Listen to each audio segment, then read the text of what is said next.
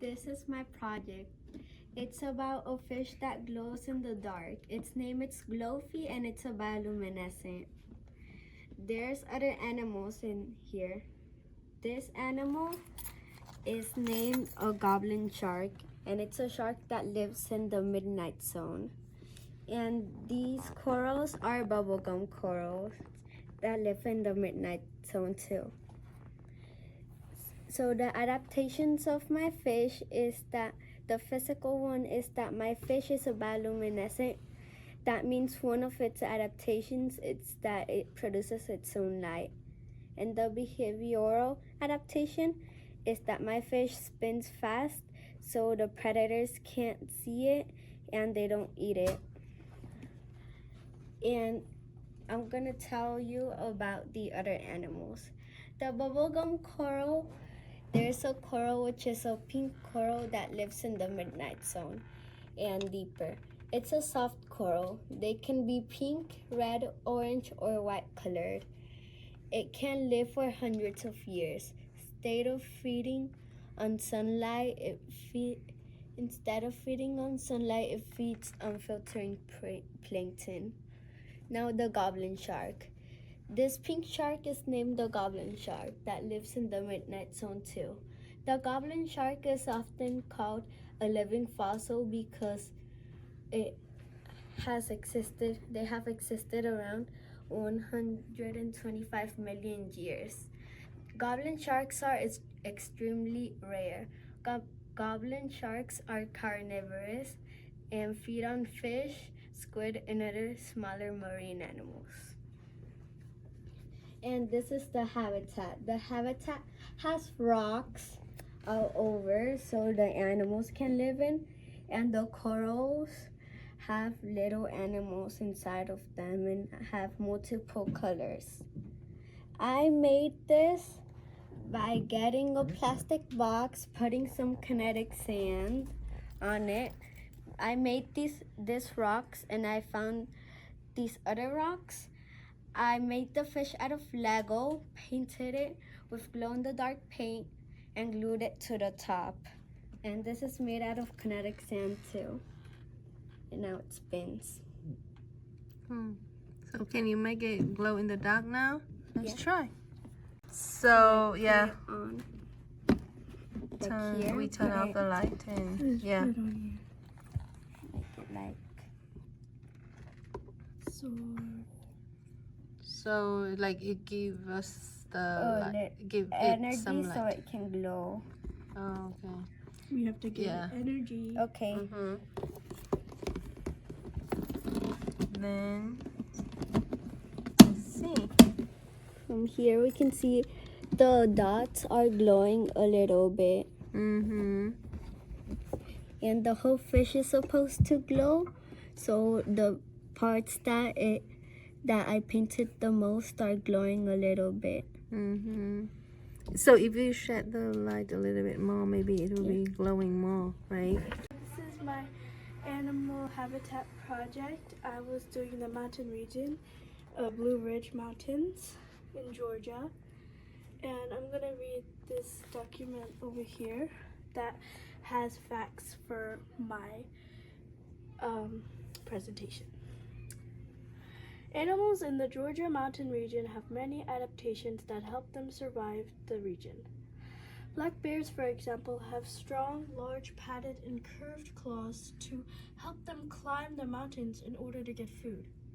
They also have fur to survive the cold in the mountains.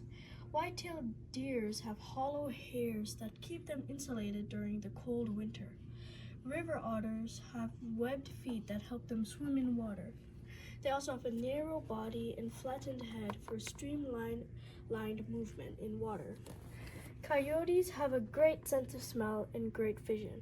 They also have sharp claws and teeth that help them to eat and catch prey. Bats have echolocation so they can catch food. Chipmunks have eternal cheek pouches to store food. Fireflies have their light to talk to each other or find a mate. They also have special organs under their abdomens that help them take in oxygen.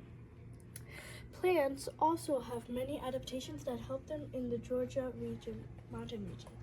Like a white spruce, they have needles that use solar energy to dampen the chilly wind.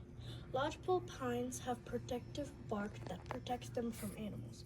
They also have evergreen holding onto their beautiful leaves throughout the winter. This helps save energy, which is especially useful in poor soils. Western red cedars are adapted to wet winters, dry summers, and mild temperatures. Plants and animals in the mountain region have many adaptations. These can help them survive the wetters and the predators in the mountain regions.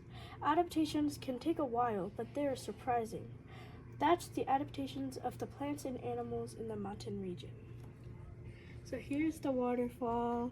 This is the black bear, lodgepole pine, white spruce, deer, bobcat, salamander, fox, raccoon, river otter, beaver, turtle, squirrel, and a coyote. How I made the mountains is a lot of steps. So first I got newspaper, ripped it up into balls, and put foil around it. Then I glued it onto a cardboard. Then I got tissue and water with glue. The water with glue, I painted it on the balls to make it look realistic. Then I dried it, painted it, and dried it again. And that's how I made the mountains. The waterfall I used hot glue. My mom helped me with this because hot glue is dangerous for kids. The pandox, a rare creature of the Blue Ridge Mountains. The pandox, a rare hybrid of the Blue Ridge Mountains of a panda and a fox, thrives in the Blue Ridge Mountains of Georgia. This unique creature combines the gentle nature of the panda with the agility of the fox, allowing it to adapt to the diverse conditions of the region. The cool winters and warm summers of the Blue Ridge Mountains provide ideal environment for the pandox to thrive. Its dense forest and varied terrain offers cover for both hunting and hiding, while the elevation helps it avoid potential predators.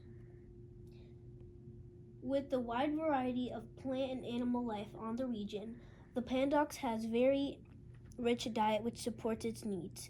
During the warmer months, it feeds on apples and mountain laurel fruits, adapting to the changes in available food sources. In addition to its diet, the Blue Ridge Mountains ecosystem supports the pandox's complex adaptations. The region's climate helps the creature adjust to seasonal shifts, ensuring that it can thrive year-round. Its ability to navigate the mountainous terrain allows it to help escape predators and find food even in the colder months. Also, the pandox has many adaptations to help it survive. The pandox has impeccable hearing and night vision to help it detect movement of the prey. Another adaptation is the ability to regrow and shed fur during the winter seasons. Additionally, when sensing danger, adrenaline triggers, causing the muscles in the paw to contract, causing a claw to stick.